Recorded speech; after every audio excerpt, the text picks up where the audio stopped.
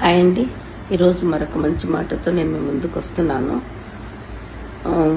కోల్పోయిన వాటి గురించి మనము ఆలోచిస్తూ బాధపడుతూ ఉంటే మరి ఉన్న వాటిని కూడా కోల్పోవాల్సి వస్తుంది.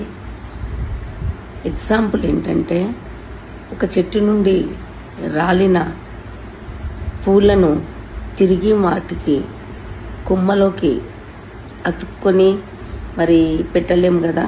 రాలిన పూలు కిందికి రాలిపోతుంటాయి. వాటిని తిరిగి మళ్ళీ కొమ్మల మీద మనం అతికించైతే పెట్టలేం కదా.